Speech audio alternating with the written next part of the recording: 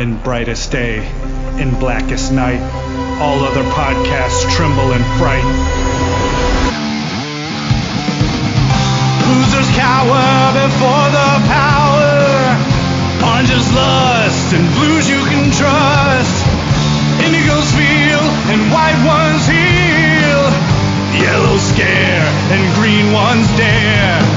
That sapphire love and black hands glove will rock your foundation without hesitation. Chad and Marge face evil's might. Respect their power, for they'll make you see the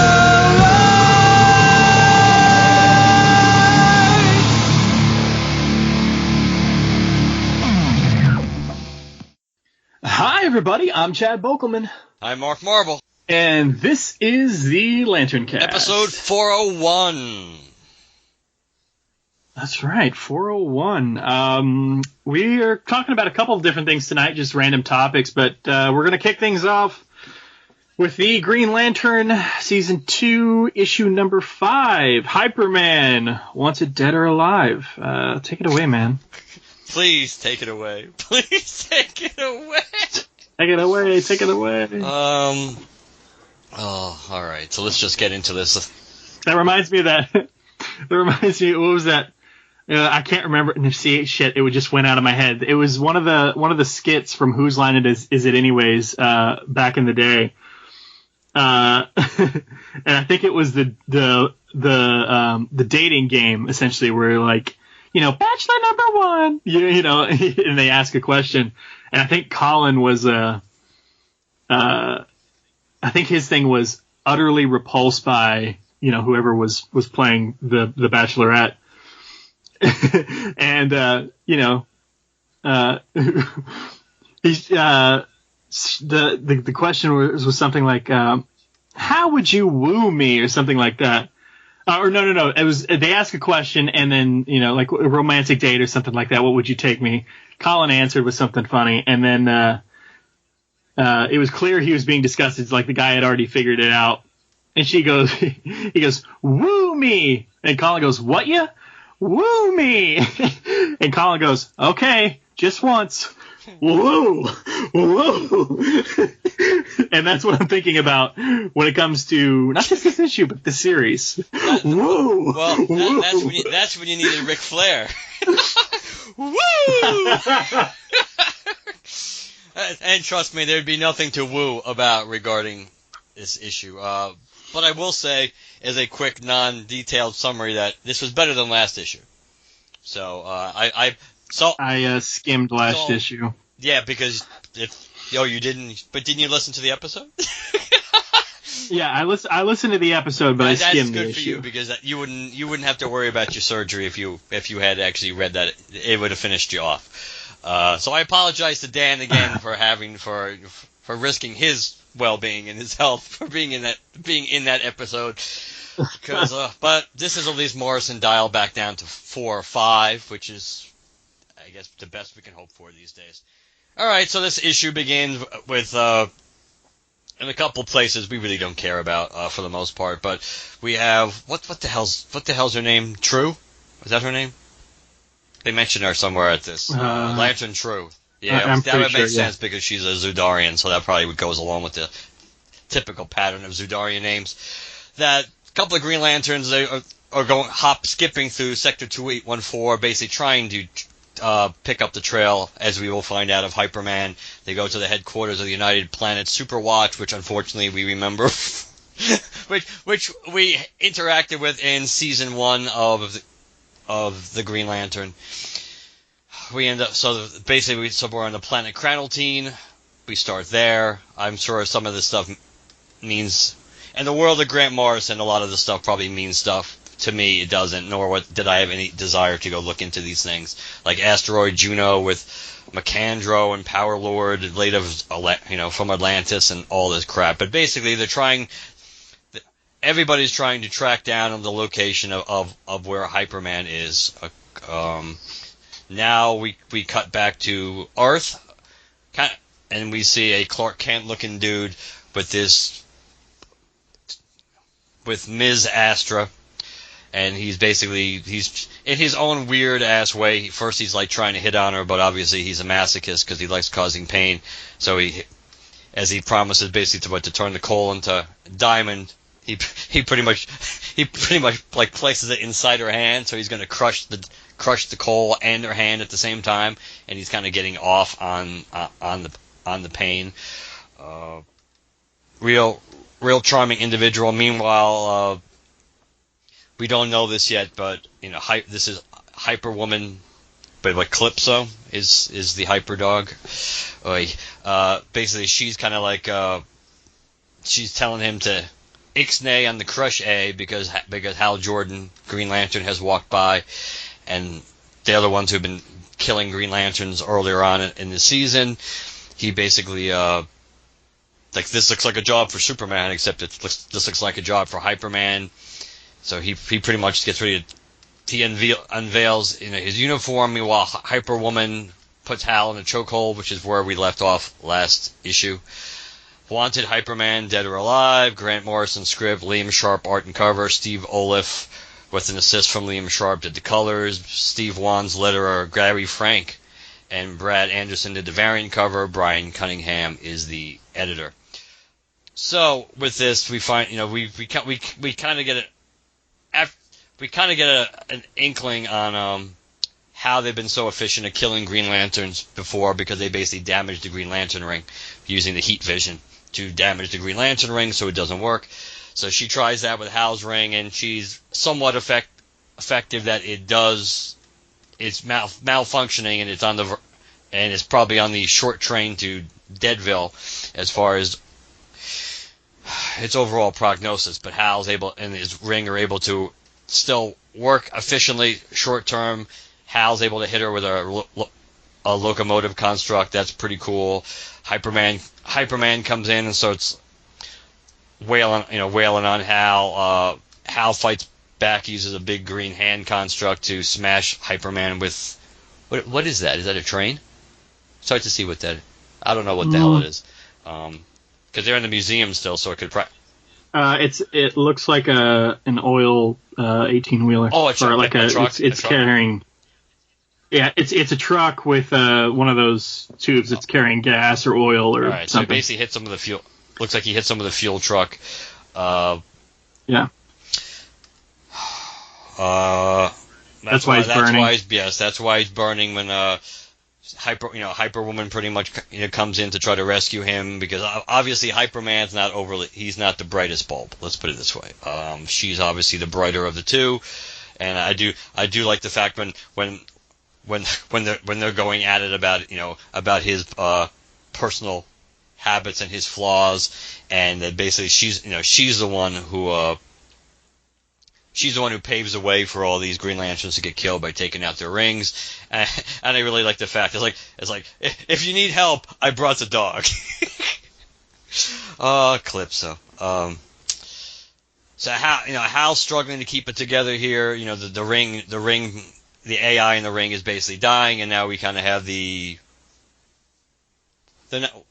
what are they? The Young Guardians? Is that what they're calling them now? Because they're not the New Guardians, right? I don't know what they're calling them. I thought they were the Young Guardians. But either way, they kind of just little blue, like alien, like almost like alien gray, slightly less big-headed alien grays, but in blue form, kind of. Yeah.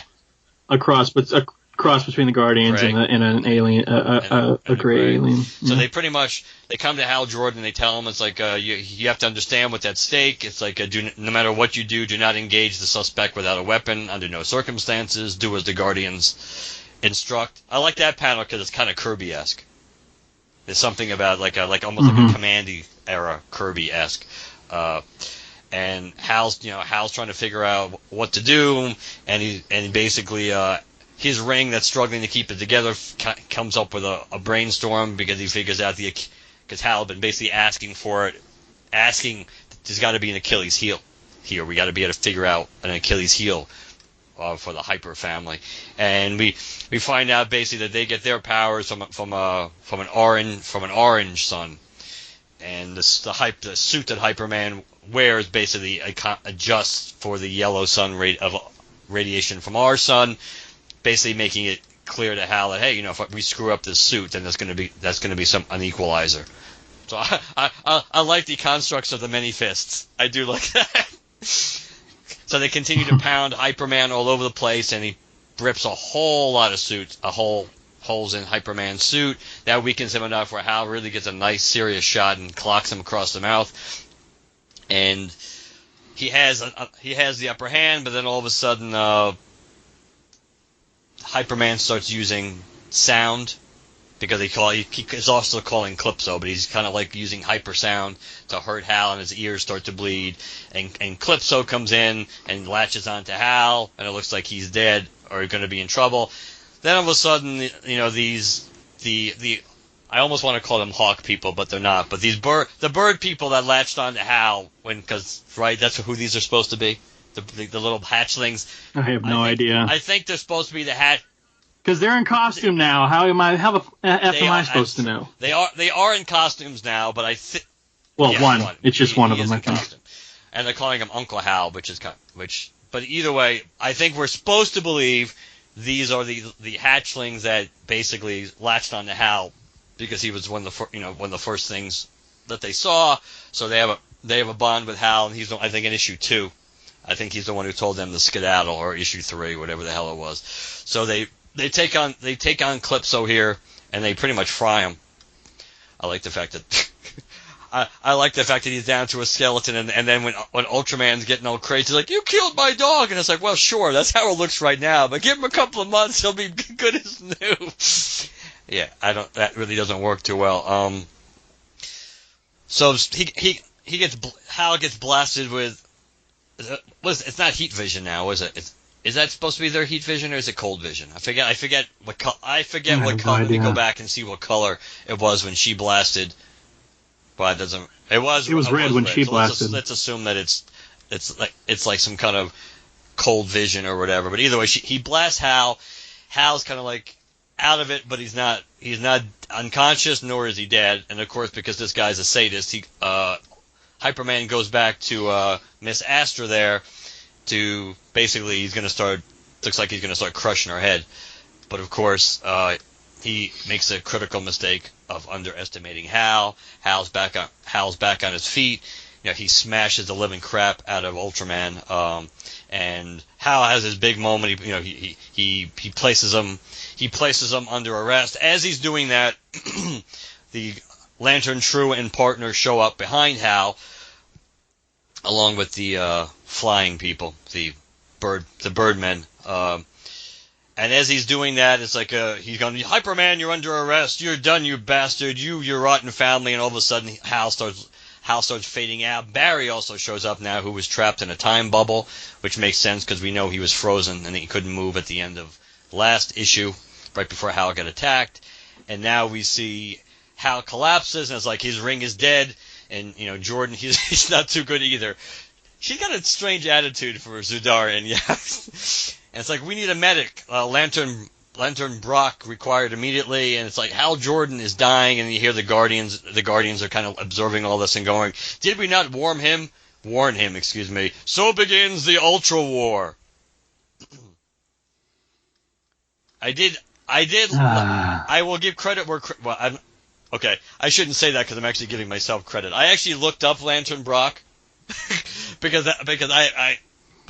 Lantern Brock is actually an old school Green Lantern who was around for a long time. Certainly served during Blackest Night but his claim to fame pretty much is that he has the ability to use his long emphatic testicles. I'm not going to edit that out, but that's perfect. Tentacles. It reminds me of Better Off Dead. He put his testicles all over me. Using his long emphatic tentacles to aid in so he basically acts as a living ambulance.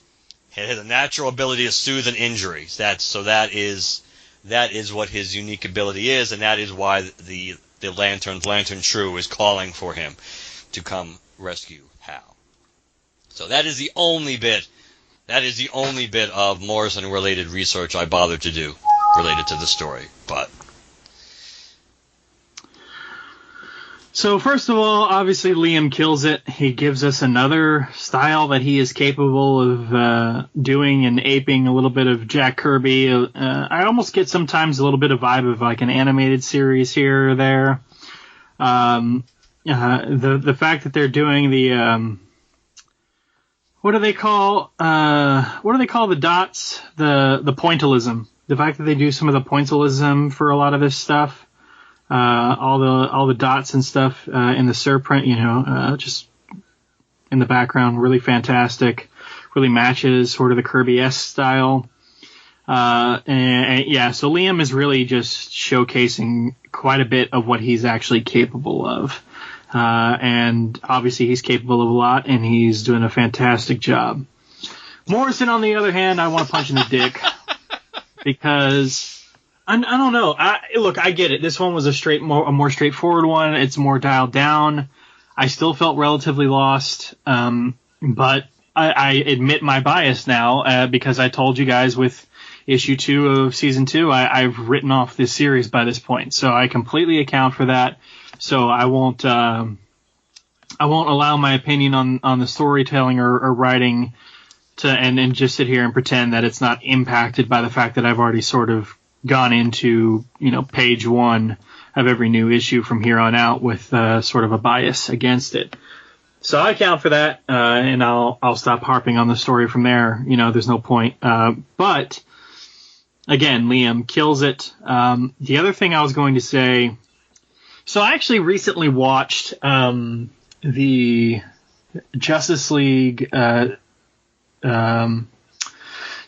Dark. Was it Justice League or Justice League Dark?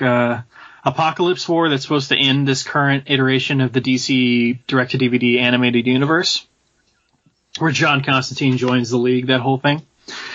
In that story, Darkseid goes to Oa and wipes out the core and the Guardians and the Central Power Battery. I had a problem with that, not just because, Darkseid wipes, just because the core is pretty basically decimated and the Guardians taken out and all this stuff.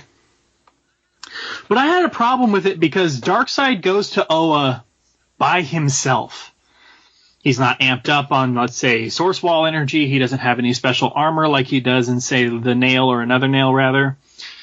Nothing like that. It's just straight up Darkseid by himself. No Desaad, no anybody. And he wipes out the core single-handedly. I didn't like that because I don't believe Darkseid should have that sort of power. Is he a new god? Should he be able to give the Green Lantern Corps a fight? Give the Guardians a fight? Yes. Should it be close or relatively close? Or should there be a couple of moments where it looks like, oh shit, there goes the Corps? Yes, because Darkseid is basically the... I mean, and forgive the pun given we're talking about a new god here, but the Omega level threat in the DCU because he's like the villain, apparently, for the DCU. So yes, he should have that sort of threat, be that sort of threat level for the Corps. But he shouldn't be able to just wipe them out by himself. I was a little more okay with, his abilities or whatever when I was reading, because, and forgive me, it's fresh in my mind, there was a deluxe edition collection of The Nail and Another Nail, the Elseworld stories, in a trade paperback that came out a couple of months ago. I got it, but I hadn't yet read it yet. I just did that the other night, so it's fresh in my mind. And in that, Darkseid gets equipped with this crazy armor that Desaad had whipped up that's connected to this machine that Darkseid had built that's going to wipe out, basically every living thing within several light years of its implosion or whatever. And this armor is somehow connected to this bomb, so not only when it goes off is he going to be okay, but also he can draw power from this device. And so, something like that where Darkseid is amped up or whatever, that sort of still bothers me, but at least it makes sense in a way. And Darkseid by himself doesn't. I say all of this to say, along the same lines, should heat vision really damage a Green Lantern ring? Probably not, I would suspect. Look, I I don't think a Green Lantern ring should just be utterly indestructible. But don't we need to be careful about what can affect it? Like, I get that maybe Sinestro, with his knowledge of the core, how the ring works, the power, the fear that he wields, all this stuff, can maybe apply all of that knowledge and all of that power to destroying a ring. That sort of makes sense to me. You know, fear, the antithesis of will, and this sort of a thing. But just having random other things like heating the ring up too much with some heat vision.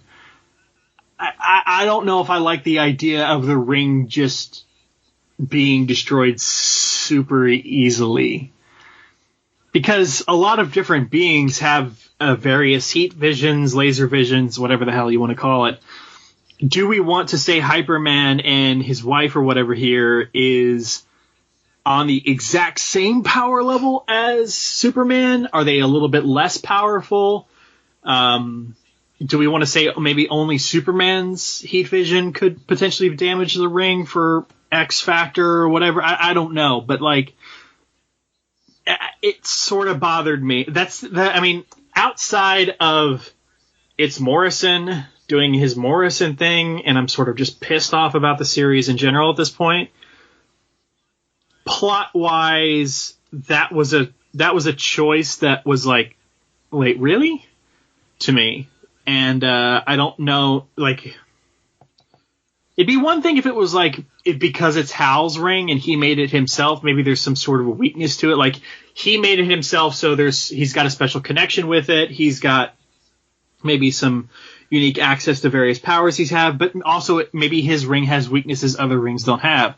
But that's completely negated by the fact that she's done this trick on other lanterns. So clearly this heat vision trick works on a standard Green Lantern ring. So the fact that it works on Hal's ring, whether we want to think Hal's ring is more powerful than a regular Green Lantern's ring or has a special weak, whatever. The fact that it works on Hal's ring and on regular Green Lantern rings, I don't know. I just had a problem with it. I thought I'd bring it up within the context of that recent animated feature. I don't personally. I don't think. I mean, it kind of brings me back to that concept I've been talking about off and on for a while now. Is that we should sort of have a Green Lantern Bible. You know, how does the ring work? I'm not saying you can't play with it and add or detract new things as we go, but let's sort of work within the confines of what we already know. Let's establish something. And I think the weaknesses of a Green Lantern, the weaknesses of the ring, the weaknesses of the software or the hardware or whatever should be something that's well established. And just random heat vision destroying the ring, it doesn't make sense to me. If you want to do something crazy like, what do they call it? What's this new thing? The new version of heat vision that Supergirl and Superman have, where like they just pour all of their power into the heat vision and they sort of burn themselves out for a couple days. It has a special name. I'm not going to be able to help you there. Okay. I know that they showcased it a little bit on the season 1 of the Supergirl show. I know it was a big talked about deal when it was released in the comics. It's just like an uber, sort of version of heat vision, where it's just like all of the solar energy stored within the Kryptonian cells just gets dumped into this heat vision blast, and that's how, and for the next couple of days, week, 2 weeks, whatever the case may be, whatever the story calls for, I guess, that Kryptonian is without power for a little bit while they're sort of recharging their cells with the yellow sun's radiation. Like, I could see if you wanted a story point where they do that, I could see maybe saying, okay, that could destroy a Green Lantern ring. But just standard heat vision blast, I don't know. No, I get it. I'm not gonna say I don't disagree with you. I think it seems awfully convenient, but I don't know I really don't know what the point of it. I don't know what the point of any of this is. Other than Morrison being Morrison, I don't entirely know Yeah, I really don't know. It's really hard for me to get enthused about any of this. Now this is a hell of a lot better than the last issue. So the last issue was a friggin' nightmare. Thank God for Myron. But the reality is, yeah, the last issue was that was about as bad as issue 2 was of this season. So we look at. It's weird though, because it's almost like this season on some level seems like it should be more enjoyable, because even though there may still end up being this overarching master plot that's going on, or master storyline, it's a little more. It seems a little more spread out, as opposed to we knew the Black Stars were the predominant threat in the first year's worth, even though they had some issues where they kind of seemed to fall by the wayside. I don't know. It's not really enjoyable. It's hard. I personally think it's hard to enjoy this book. Certainly, issue in, issue out. I just think it's hard, and you just. Yeah, I don't read it until we record. Like, I mean, I don't mean like the minute we start recording, but an hour, 2 hours, 3 hours, whatever. Maybe at the earliest, my lunch break before we record. It just, when you say this is at the top of my to read pile or whatever, like this is at the bottom. I'm not going to read it until it's time to read it, until I absolutely have to read it. Far Sector, now that's higher up. It's not the first thing I read, because they're actually like just absolutely fantastic books that are just way above and beyond that I have to read ASAP. But I mean, Far Sector's in the top 10% for sure, but this one is just, I don't want to say it's a chore to read, because I do look forward to seeing whatever Liam does, because he showcases so many different styles and different capabilities. He puts so much detail and work into it. I really do enjoy his art, and I'm actually glad I have the first volume of this in hardcover on my shelf, or softcover. I don't remember which one I have. Because if nothing else, it's a great art book. You could just flip through it and go, wow, look at this beautiful Green Lantern book, and just, don't worry about the story. You're going to be lost. But the art is beautiful, and to have something like this, especially season 2, given the various different art styles that Liam has showcased here, now with this Kirby-esque stuff here, and then the sort of more painted stuff that we had, 2 issues ago. This is going to be a beautiful book to flip through. So, it's not like I don't look forward to at least aspects of it, but man, at this point, it's almost a chore to get through this thing. And the sad part of this is that you have 2 more. Well, we don't necessarily know that. The point is, when you have a bad issue, like you had a bad issue, like 2. It's almost like it seems like the even issues are the really bad ones right now. 2 was bad, 4 was bad. That you have an issue like this, which still isn't great, but because it's so much easier to at least understand what's going on, it's almost like you're relieved. You still don't enjoy it that much, but you're relieved that, thank God, again, this was the dialed down to 4 to 5 Morrison, not the cranked up to 11 Morrison. So it's not even like you're appreciating the story per se. It's just that it's like, oh my God, thank God we didn't get the worst he could have given us this week. So it's tough, man. It really is. So I agree. I think it's a chore from the perspective of looking to when we have to review it. I think it's not.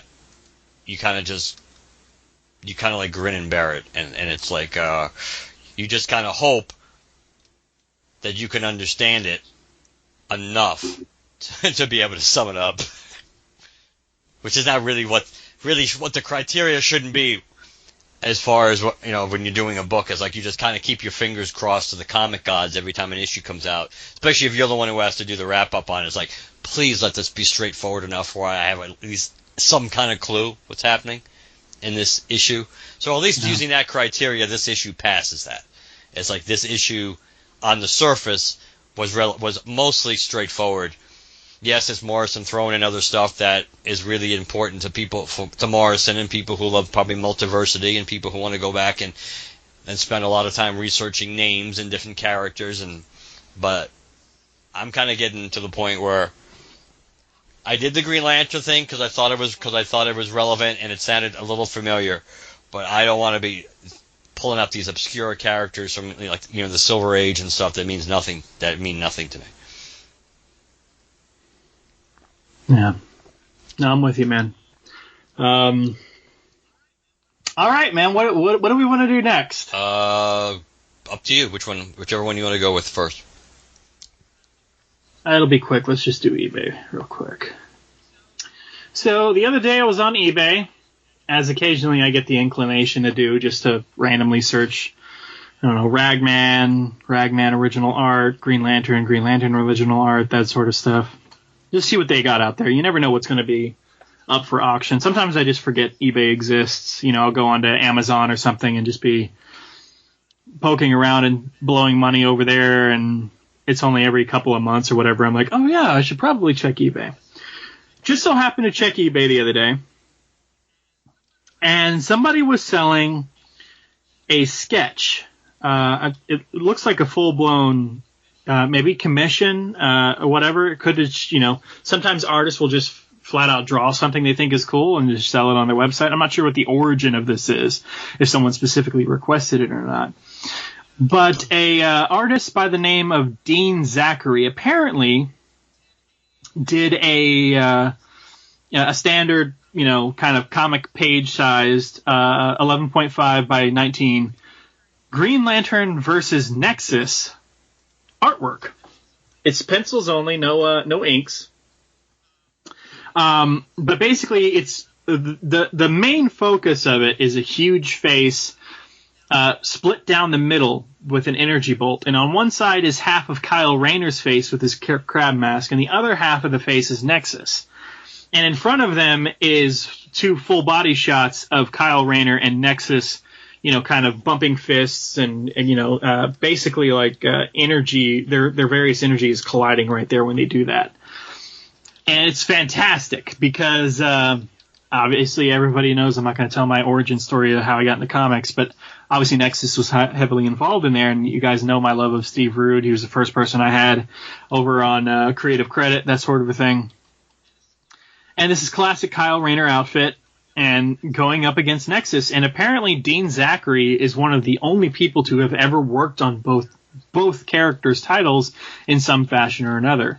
I don't have his Nexus work pulled up in front of me, but the Elseworlds annual that had the Green Lantern, I think it was annual number 8, with the John Stewart story. Dean Zachary did the art for that. So he is an official Green Lantern artist, as in having worked on the character officially for DC Comics in some capacity once. I was hesitant to buy it. It was originally up on eBay for $80 or best offer because it was just pencils. And it seems like, as much as I love Nexus and as much as I love Green Lantern, and this was the perfect combination, seems like something just obscure enough, like nobody else is really going to be specifically looking for this or like wanting it as much as maybe I would. Plus, it was just pencils. I was really hoping it was inks as well. So I offered $65, and that was accepted.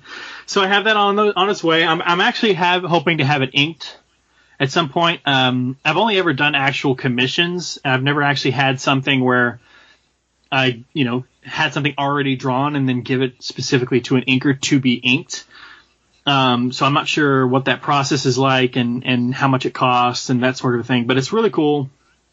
I will save the photo and give it to Mark to post over on the website whenever we post the episode. Just connect it to the post for the episode if you guys want to check it out and take a look. But I just thought it was cool, something very unique, and definitely officially connected to Green Lantern in some way by having Dean Zachary being a part of it. It was a cool find. It was certainly up your wheelhouse, in your wheelhouse, up something else, I suppose, about it, up your alley, up yours. This is the up yours part of the show. That was pretty cool that was available for you. So that was a nice little pick me up for you. Yeah, for sure. It's definitely something. I gave me a little thrill to purchase, and we'll talk about some other purchases in a little bit. Go ahead. Feel free. Go.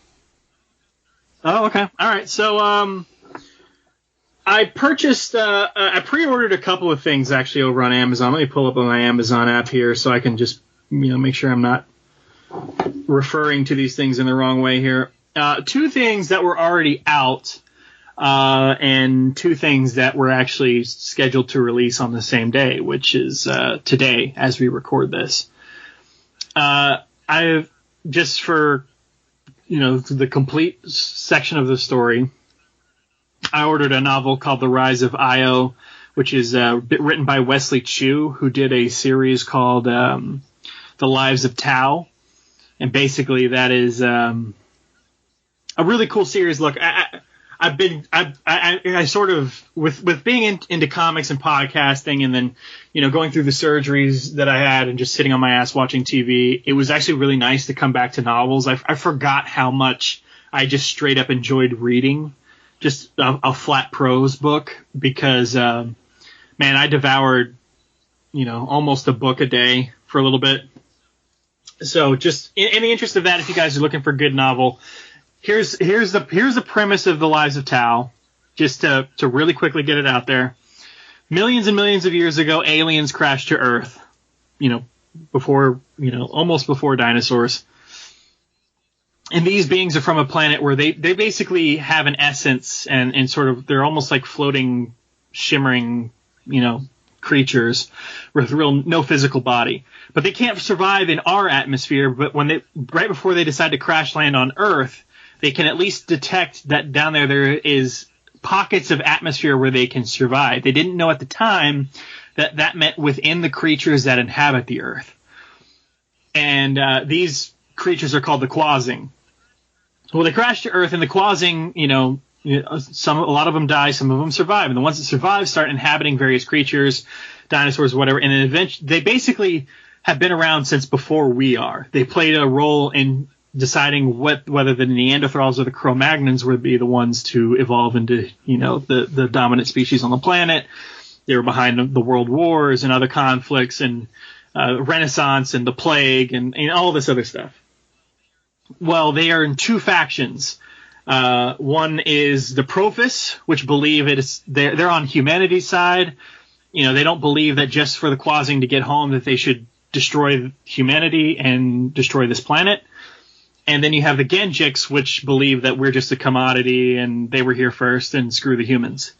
So it's basically sort of like a secret agent sort of a thing meets alien sci-fi sort of a thing.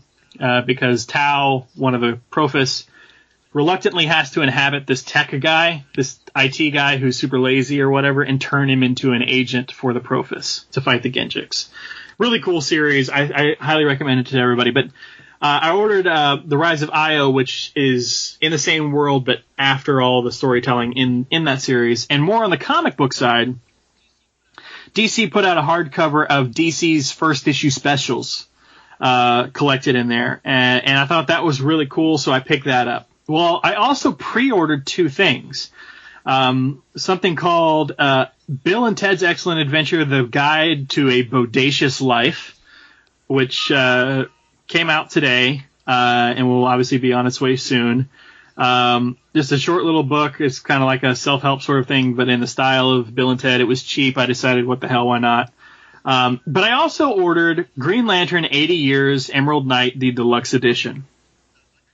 Because, like I said, if it comes out, it's Green Lantern related, and I can afford it in the year 2020, I'm going to buy it so that I can show people that, this is something I want to see more Green Lantern merch.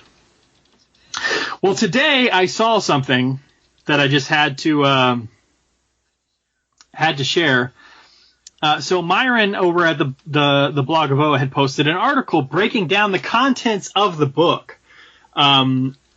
Because it wasn't really known. People were like, okay, well, 5 years ago they released the 75th anniversary hardcover collection. Is DC just going to put out the same thing but with an 80-year trade dress? And, if I already have the 75, what the hell's the point of getting the 80th? Well, apparently only like 4 or 5 things are the same as the 75th, and a lot of other stuff is completely new to this in terms of a collected edition and was not in the 75th. But on the back of the trade dress, which I hadn't seen and wasn't mentioned by Myron because he hadn't seen it, is a couple of things. And it says, celebrate comics history with the 80th anniversary of All-American Comics number 16 and the debut of The Green Lantern, featuring iconic stories selected from 8 decades of the Emerald Knight, including classic appearances of all the Earth Green Lanterns. Okay, all the Earth Green Lanterns. And they list them off, and they say Alan Scott, Hal Jordan, Guy Gardner, John Stewart, Simon Baz, Jessica Cruz, and the latest ring slinger, Ty Pham. Okay. All right, so that's problem number 1, and if you're a big fan, you already know what it is. Continuing on, includes the never-before-reprinted Origin of Vandal Savage, written by the great science fiction author Alfred Bester, and drawn by Alan Scott's co-creator, Martin Nodell. Commentary from comics historians and former Green Lantern writers, artists, and editors, including Jerry Bales, Dave Gibbons, Mark Guggenheim, Dennis O'Neil, Jeff Johns, and Min Lee. Okay, 2 problems here. First of all, who is Kyle Rayner and who is Joe Mullion? Kyle Rayner's not mentioned, which is interesting because his first appearance is in this title, in this collected edition. But he's not mentioned at all after the words classic appearances of all the Earth Green Lanterns. Not mentioned. The latest ring slinger, Ty Pham, Joe Mullion from Far Sector, is not mentioned. Interestingly enough, I thought it might have been because maybe by the time they were, finalizing this collected edition, maybe Joe wasn't out. Thing is, Joe's first issue in Far Sector appeared months before Ty Pham's Green Lantern Legacy book. So it's not that. It has nothing to do with which one came first. So both Lantern Joe and Kyle Rayner are not mentioned in this. Kyle appears in this title, but Lantern Joe is not mentioned on the back, nor is any issue or segment of Far Sector in this collected edition. Seems like it sucks. Also, and drawn by Alan Scott's co-creator, Martin Nodell. Look, Martin Nodell does not get a lot of credit. You don't see his name in various issues. You don't see Green Lantern appear in a film or animated feature or anything. In the same way you see Superman created by Jerry Siegel and Joe Shuster, you don't see Green Lantern created by Martin Nodell. Or even co-created. You don't see that anywhere. So it's cool to see Martin Nodell finally get a mention. But they're wrong. Martin Nodell is not the co-creator of Green Lantern. He is the creator of Green Lantern. Martin Nodell came up with the idea, the design, and most all of the story. Because he took it in, he pitched it, he already had 5 to 8 pages or something like that written up and scripted and everything. And they brought in Bill Finger later to touch it up and finish it. Okay? This is not a Bob Kane, Bill Finger, Batman situation in which Bob Kane took all of the credit for Batman, but Bill Finger really did work on it and had equal ownership of Batman alongside Bob Kane. This is not the same situation. If anything, if you're gonna give credit to Bill Finger in any way, you should say Green Lantern created by Martin Nodell, scripted by Bill Finger. Which still isn't accurate because a big portion of that story was scripted already and taken care of by Martin Nodell. So I don't know what's going on in DC that they want to play sort of this game here and not give Martin O'Dell the credit he deserves. I get that with the big controversy and everything, and it was big news when they finally, like, DC was like, no, yeah, Bill Finger definitely, co-creator of Batman along with Bob Kane. It's not just Bob Kane. I remember a bunch of articles, Newsarama, comicbook.com, all this stuff, everybody talking a lot of when that was finally, like, admitted to, like, yes, it was equal parts Bob Kane and Bill Finger. It was not the same story for Green Lantern. Alan Scott, Green Lantern, just the name Green Lantern, created by Martin O'Dell, period. I'm not saying Bill Finger shouldn't get any credit because he worked on it. He was a part of it, but he wasn't as an instrumental in the process of that character, his narrative, his creation, as he was with Batman. It is not the same thing. So that's my two things there. It irritated me. I already pre-ordered this book, so, I can't, as much as these things irritate me, I'm not going to just cancel the order or whatever. But it was very frustrating, and I'll let you decide which one is more important to you in terms of being upset that Kyle Rayner or Joe are not mentioned on the back, or that they didn't give Martin O'Dell the just credit he deserves. I mean, like I said, he's never mentioned. So in a way, it's cool to see co-created by Martin O'Dell just to get the name out there, but that's also inaccurate. Just created by Martin O'Dell, period. Yeah, I see. I think both of those things are equally distressing, I suppose, or almost equally. In the big picture, the O'Dell thing obviously is more of a slap in the face, but the Kyle thing is, even as somebody who's is not, I like Kyle, but clearly he's not my, hashtag not my Green Lantern, that's ultimately, but yeah, I mean, if you're mentioning, throwing out that list of lanterns, and everybody's favorites. Sorry, Myron. Oh, actually, no. Myron's with us. I'm sorry. This was a Dan reference. Sorry, Dan. Everybody's favorite, except sorry, Dan. Simon Baz. But yeah, Kyle. Kyle, who was only Green Lantern for like about 10 years, is like, no, the Green Lantern for like about 10 years. It's like, yeah, I think it's just sloppy. And DC is just, especially when it comes to Green Lantern stuff lately, they're just sloppy. They're just sloppy. It's like, it gets old. It's like, but I don't know. DC being sloppy isn't anything new. It's like, look. Even when we were getting tons of Green Lantern merchandise, like how many times did they get the Blue Lantern symbol upside down? Right? It was almost like clockwork. You were lucky if you got a piece of merchandise that had the symbol correct. The odds were against it all the time. I'm looking at the Blackest Night bust. Yes, they got the symbol, which makes it even more glaring. They got the symbol right on his chest, but the symbol on the base of the bust is wrong. It's like, hello, basic quality control. Don't you recognize that these two things are not the same? But it's just, I don't know. But at least we'll be able to talk about that book. So, hopefully it'll be. We probably won't go through it the way we went through the 100-page spectacular, but maybe we can just pick some stories and talk about it or our overall thoughts. Are you getting into it as well? I just ordered it now as we were talking. So, yeah, gotcha. I thought. Yeah, today's Tuesday as we record this, the 14th. Amazon says that's its release date. I guess technically it is, since DC has a different distributor now, and it wouldn't necessarily be Wednesday, but I would assume mine probably doesn't ship until the earliest Wednesday, but I did choose longer delivery times for the free shipping. Yeah, mine is supposed to be here by Friday. Yeah, mine says, but my stuff says it's all going to come in one package, and it still says it's not going to be here till the 28th. And what else did you order with it? But that's gotta change though. Well, I ordered two things that were already in stock, and then that Bill and Ted thing that also released that had a release date as the same day as the Green Lantern thing. That is interesting.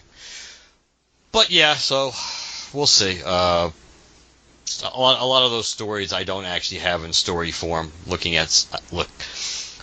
more fun? But as you were talking about the Kyle thing, the thing that stood out to me about the Kyle thing was there's actually more than one story with Kyle in that thing.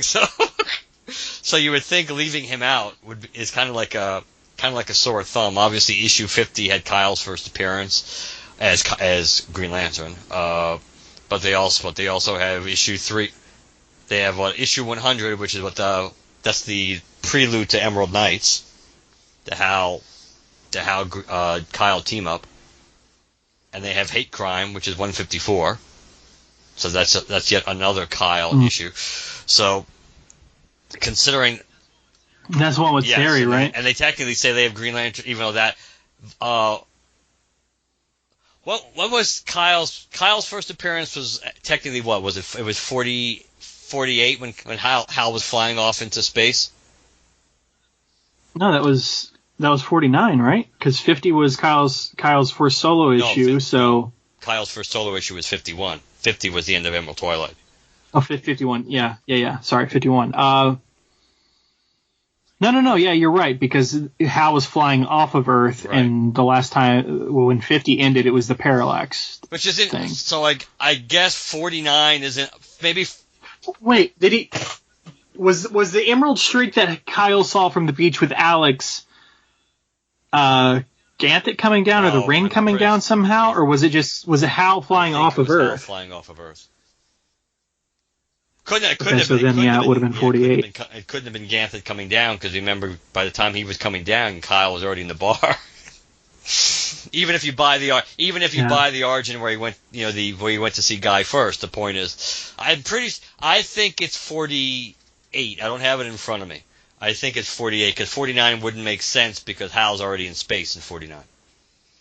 I'm assuming that's right. there. It would be 48. I'm assuming that's there just because partially because of the iconic cover, the Darryl cover, but also because that's when he wipes out all the Green Lanterns and you get the Sinestro splash page. I'm guessing that's the reason why they chose that, because they already had issue 50. And maybe that, I don't know, you could make a case they could have put all 3 of those books in if you're going to do 49 and 50. But, yeah, they have some, it's unfortunate. Well, it is kind of unfortunate they have the first issue of the Morrison run. That's a little too recent, but I know they're trying to cover all the different eras, even though they don't have anything from Venditti, right? I don't but think yet they have Green Lanterns. I don't have it in front of me. I'm looking at it now because I'm actually I'm on the page on Myron's here. Myron's post. It does not appear, because the most recent stuff after the Green Lantern Secret Files was Green Lanterns number 15, and then the first issue of Morrison, and then the Training Day thing from Green Lantern Legacy. So that's a pretty big gap, actually. That's kind of an odd gap, which I don't know. I think that kind of is that's also. What issue from Venditti's stuff would you put in something like this? I don't know, but then again, I wouldn't be putting anything from Green Lanterns in either. But I'm just saying if you want, it's certainly not on the sliding scale of kicks to the groin.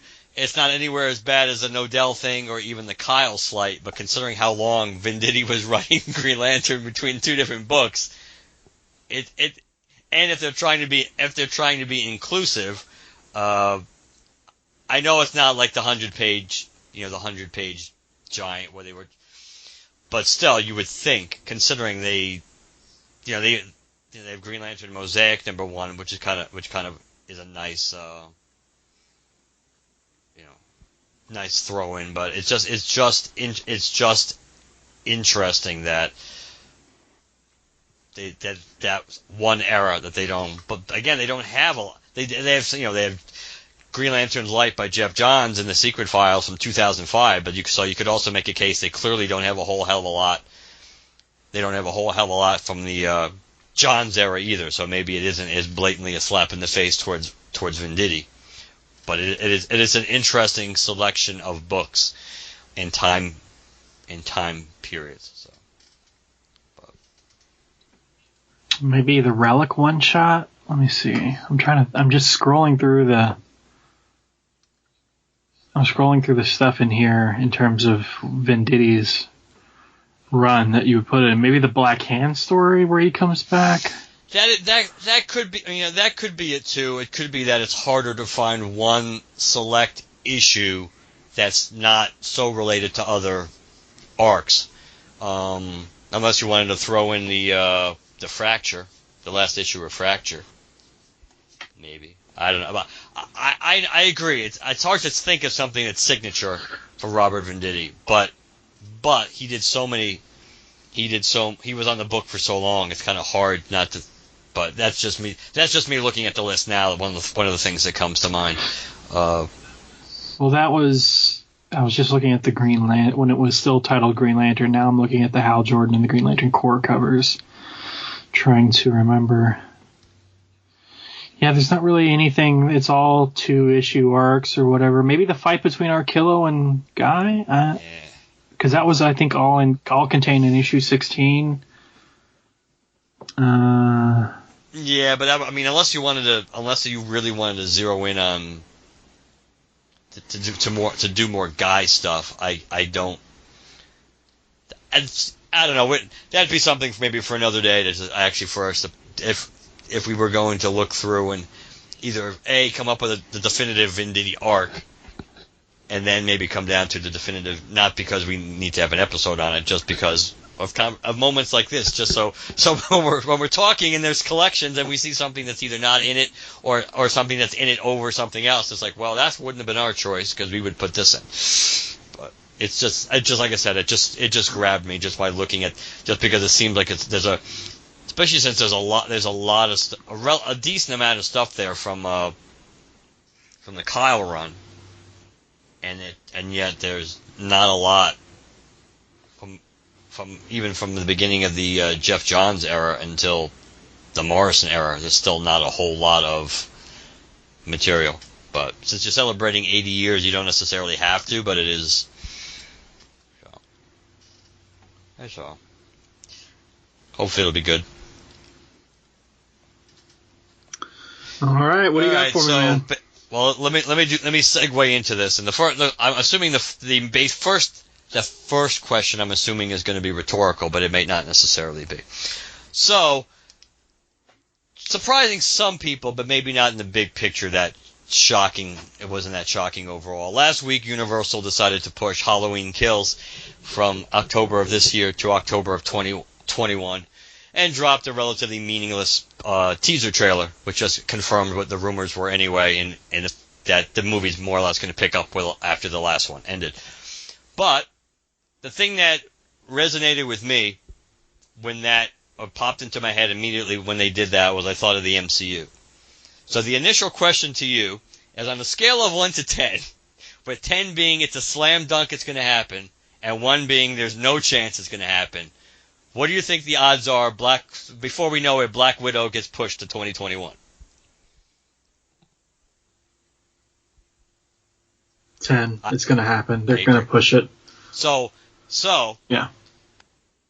The thing that popped into my head was now, and again, these things could answer themselves depending on, obviously, if they can't start ramping up production on Shang-Chi and other stuff, some of the stuff may have to answer itself. But working under the belief that Shang-Chi might actually be finished and be able to be released sometime before May of 2021, do you think that Marvel should now just basically do the Fast and Furious, and they were kind of ahead of the curve, giving Universal credit on this, the idea that they didn't play games. They were like the first major movie to cancel, and they just said, hey, we're going to go from May of 20 to May of 21.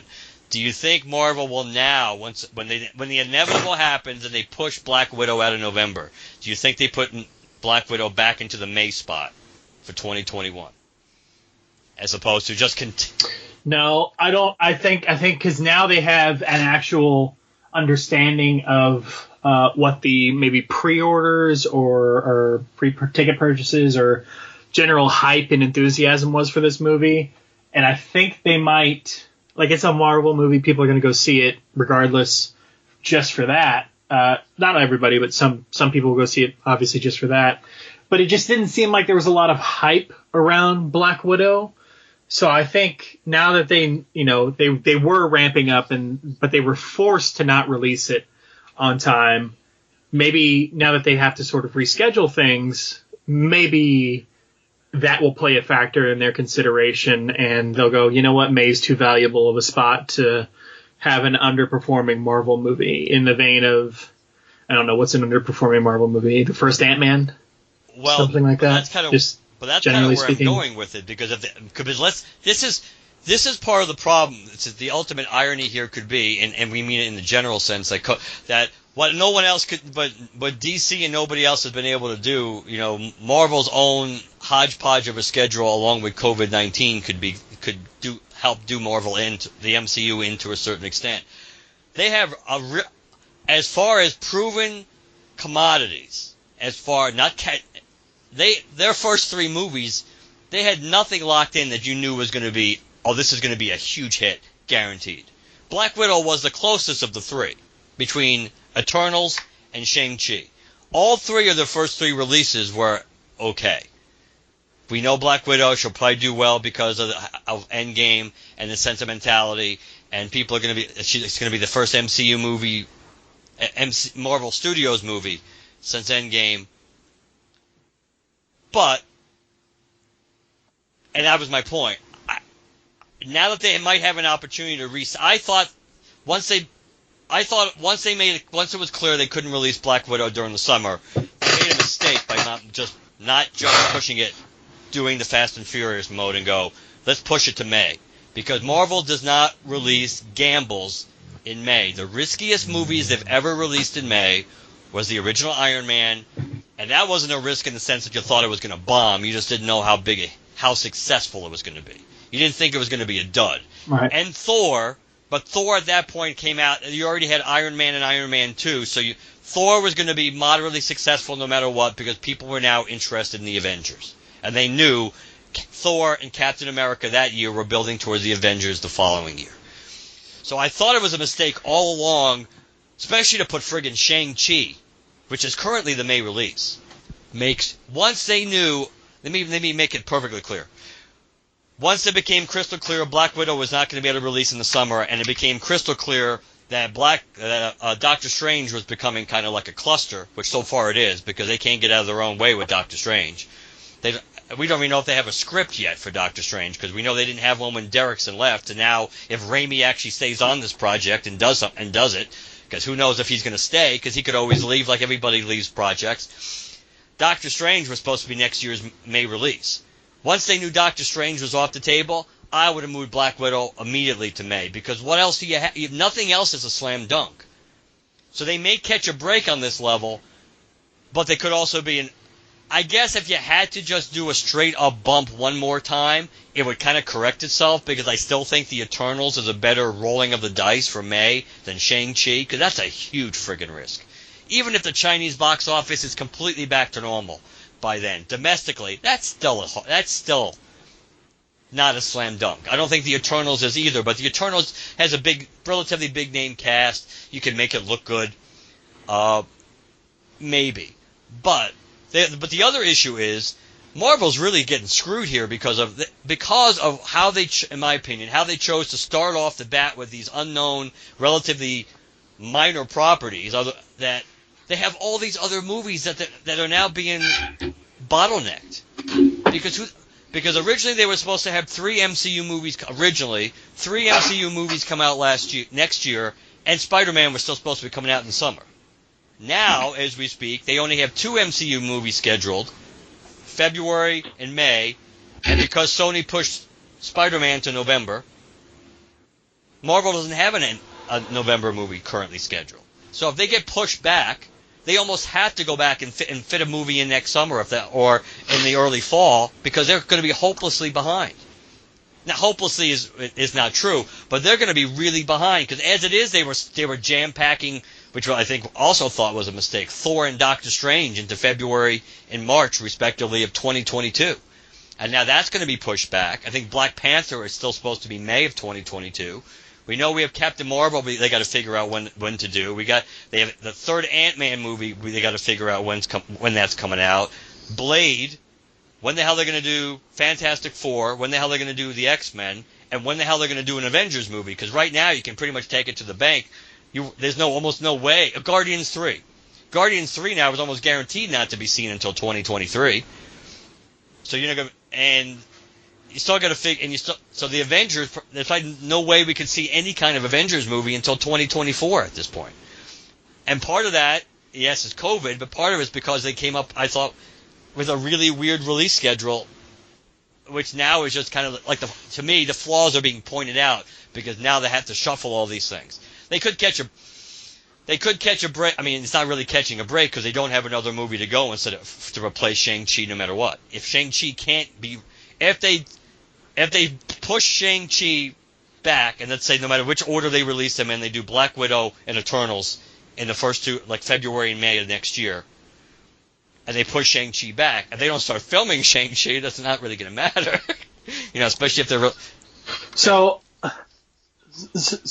I know we're talking specifically about the movies, but what I don't understand is why, if they have to keep pushing back the cinematic releases, I don't understand why they didn't move up the Disney Plus series. Well, first of all, because the Disney Plus series have got snagged the same way some of them they got snagged because the shows were not finished in production. So isn't one of them done? I thought one of them at least was done. Even Falcon and the Winter Soldier. They may be getting closer to done because I think they've restarted shooting in Europe. I think they've restarted shooting. But that was not done when they shut down. Neither is WandaVision. WandaVision is not done yet either. So whether that affects them coming out or not this year, one or both of those shows on Disney Plus remains to be seen. But that wasn't complete either. I don't think... Well, they were supposed to do like Mandalorian style and just release one episode at a time, but right? The show's still going to be done before it gets released. They're not gonna. So yeah, so.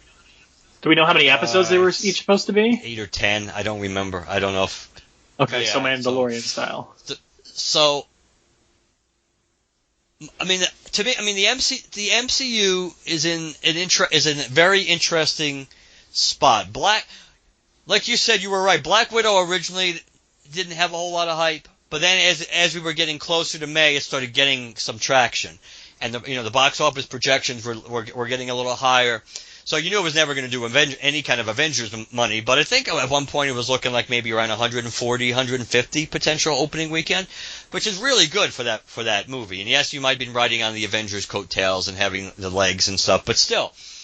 So I think Black Widow will do well no matter when they release it. And yes, if you release it first, and assuming the big question is what theaters are like at the time Black Widow gets released. That it could be, because potentially if they did release it in February, it could be a movie with legs. It could be a movie where because of limited capacity, you're not going to have a chance to do a $150 million opening weekend. But because of the interest in the project, it could be a movie where you almost are able to do like $40 to $50 million like for 3 or 4 weeks in a row. Because the interest in seeing the movie is there, and only a certain number of people can go see it every week because the theaters are, let's say, only operating at 50% capacity. But that's still a slam dunk. If you're counting on there being people are really interested in seeing a Marvel movie, no matter what it is, then to me that cries out even more. You stick a movie that you're not sure about there, because you're going to have the interest right off the bat, like the Eternals. I think again, this might answer itself, because if Shang-Chi doesn't really kick up production, if they're not done filming Shang-Chi by the fall, then it may not very well not be able to be released, even if they wanted to release it in May. And plus, it's going to be it's almost guaranteed. They push Black Widow, Shang-Chi's got to be pushed back, because it's the only one that really isn't anywhere close to being a finished movie. We know the Eternals is mostly done; they just need to do reshoots. And Black Widow, we know, is done. So it could just be they may literally have no choice, which could be good for them overall, box office wise, to push Shang-Chi back just because it's they're going to have no choice based on where they are in the production. But you have so many things that are backlogged, and it's like, and you're trying to squeeze in all the. It's just interesting that you look at between COVID and I'm not going to get into whether the James Gunn thing. It all has to do with what they were thinking at the time. Again, I think they were completely justified in doing what they were doing, what they did, and they were trying to get ahead of the curve and not put your finger up and see which way the wind was blowing, though in retrospect that would have been better for them. But if they knew there was a chance in hell you were going to hire him back, then that's what you should have done. You should have wrote it out and see if there was a wave of bless you. But Sorry. The James Gunn decision and COVID-19 are having the biggest effects on the more MCU schedule, because Guardians 3 would have been one of the first movies out of the gate if they hadn't lost Gunn and DC hadn't grabbed him.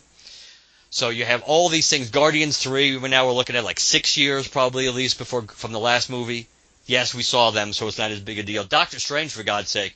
Doctor Strange, if it even comes out in 2022 now, Doctor Strange, we're talking 6 years from the time that movie came out. And yeah, Doctor Strange has been in 3 other movies, though he only had a major role in Infinity War, and he had at least a cute cameo in Ragnarok. But he didn't have much to do with Endgame at all, other than a cool moment, but he was barely on screen. But those are some huge gaps between movies and their first sequels, and no, let's not insert a James Cameron joke. But I was just thinking about that, and that's what I wanted to because their schedule, I think no brand, no franchise right now has taken more of a shot than the MCU because of their own scheduling, I think, which I think was a mistake, their own assortment and allotment of projects in the order that they chose to do them. But then COVID-19 they're going to have to end up having I don't think there's any way they're going to be able to avoid releasing a bare minimum of 3 of their own movies a year, assuming once production ramps back up again. I mean, they're going to have to start making up some ground, or else they're going to be real. We're talking, you could have like a 2 to 3 year delay in where they wanted to be if they don't start making up ground. I mean, Spider-Man, like when Sony pushed Spider-Man, I thought that was jumping the gun, but because that movie wasn't even supposed to start filming until the end of the summer. But that might be because of their world building, because of what happens in Morbius and what happens in Venom, that those movies have to be released first, so they had no choice but to push Spider-Man once the other 2 movies got pushed. So I think that may have had a factor, right. Just like Universal might have pushed Halloween partially because Universal is still kind of in that pissing contest with the major theater chains since they released Trolls online, and the way the chains didn't like that. So until that gets squared away, Universal might have been a little concerned. They might not have been able to get all that squared away by the time a major release for them comes out in October, regardless of whether theaters are open by then. So that could have been an X factor in the Halloween pushback, or the push to next year. But that was it. Those were just the thoughts that I had. Just because as soon as they pushed Halloween last week, that was my thought. Is like Black Widow is absolutely going to be pushed now. And supposedly, it's only a matter of time before Wonder Woman and Tenet, even though I still don't get why people think Tenet is necessarily going to be this huge hit. But Wonder Woman is almost guaranteed to be pushed back until 2021 as well. And the chain reaction of all these moves. But the MCU is worse because they have so much already plotted out, as far as, especially if they already really know, if they really have it like set in stone. This project, we haven't announced it yet, but this project is coming after the ones we've announced, and this is what, this is who the big bad's going to be, and this is what the next Avengers movie is going to be. I mean, you are realistically talking about, unless you play a lot of catch-up, that you're at least going to have a couple of years delay, probably, in getting from point A to point B, just because of all these projects. You wonder if something like Blade, maybe Blade gets pushed by the wayside. Maybe that could be a project that unless they're trying to do something with Sony, and like tie it in with Morbius or have some crossover with other characters, you could very easily see that movie being something that gets delayed, if not completely wiped out, just because they have so much other world building stuff they need to catch up on. But yeah. All right. Well, before we close out, do you want to tell people what next regular episode's going to be about, so they can prep, or you want to make it a surprise? I say, Because it is available on a couple of Yes. different platforms, right? Well, Okay. this is actually is your it's your baby as far as you were always interested in this project. I mean, I suggested we do it more recent, but we knew it was on the list. So why don't you mention it and tell people where it's available, and then because that should be our next episode. The only reason I was hesitating is because there's always an X factor that maybe something else comes up and we don't get to record in time. But it should be the next episode before you might be going before your hiatus returns. Okay, so okay, I don't this article. When was this article created? December 14th. I don't know if this is still valid, but either way. Okay, so one of the movies that I was looking forward to was a movie called Code 8. Code 8 was Stephen Amell and his cousin Robbie Amell. Stephen Amell, who played Arrow, and Robbie Amell, who played, in terms of the Arrowverse, Firestorm. So that was cool. I did a movie called Code 8. Essentially, Mark's already seen it. I haven't, but from the clip that I had saw before the release of the movie, essentially superpowers exist, but they're highly regulated, and the use of them, incurs the wrath of various police type forces, essentially. So it was called Code 8. Now, the article I was mentioning from TV Guide was called How to Stream Stephen Amell's Code 8 Online. You can watch it on Vudu, Amazon Prime, Apple TV, and Google Play, starting when the movie premieres on Friday, December 13th. So this was last year. But Code 8 is also available. You said you watched it on Netflix, right? It is on Netflix, yes. Okay, so it's also on Netflix. So Code 8 is on most platforms. So I would recommend, if you have any of the platforms, go out there, check it out, because will be something we're talking about. I don't think we're going to do a commentary track, just talking about the movie. I personally just straight up purchased it digitally on Vudu. I don't have a hard copy Blu-ray. I did want one, but ultimately I decided, it was a smaller production. I wasn't sure. I mean, I was excited for it, and I really enjoyed what I did see prior to the movie's release in terms of footage and the way it was edited together and stuff like that. So I was pretty sure I liked at least that, but I wasn't sure if I'd like it overall. So, I only have so much space in terms of Blu-rays, and there's other things I wanted that I still don't have, collections and things like that. So I just decided to save the shelf space, and I bought it on Vudu. But I haven't watched it yet because I knew we were going to be doing this episode at some point. So up until this point, I still haven't watched it. So if you guys want to follow along with us and just know what we're talking about, next episode, it's a shorter film, right, Mark? What do you remember roughly the runtime? Not off the top of my head. I'm trying to see if it is due to an hour 38 minutes. Okay. So kind of a shorter-ish movie. I mean, a lot of movies these days are 2.5 hours. A good amount of them, yeah. In terms of So bit of a short-ish movie, but it's definitely, Mark, you said, do you want to give somebody maybe a sneak peek of your thoughts on it? Just like general, you liked it, you didn't like it, sort of where you're, just in terms of what they're in for, at least? Here's a massive spoiler for you, Chad. I don't know. I actually didn't watch it yet. I don't know why you thought that I did. I didn't want to. I thought you had. I didn't want to correct you, but now that you put me on the spot, I have no choice. No. I was planning on watching it like once we decided the day when we decided we were going to record and do this, because originally we talked about maybe combining this episode and that episode into one. That then I was going to watch it, but we never really fleshed out those plans last week. So I figured I'd have at least one day's notice, and then I'll watch it. So I will watch. I'm planning on watching it fresh, like the night before we record. So. Yeah, same here. So yeah, guys, it should be available on most platforms. I think most people have Vudu or Netflix, one or the other. It should be available on both. So if you have a streaming service, definitely go watch Code 8, and you'll be prepped for what should be the next regular episode. True. All right, Mark, you want to tell people how they can reach us? I reckon so. LanternCast@gmail.com. The website is LanternCast.com. You can follow us on Twitter, like us on Facebook. You use hashtag GLCast to locate us on those. We are on Apple Podcasts, Spotify, and Stitcher. So whichever platform or platforms you listen to us on, please leave us a positive review. And last but not least, if you'd like to leave us a voicemail, 708-LANTERN, and let us know what you think. All right, guys. We'll talk to you later.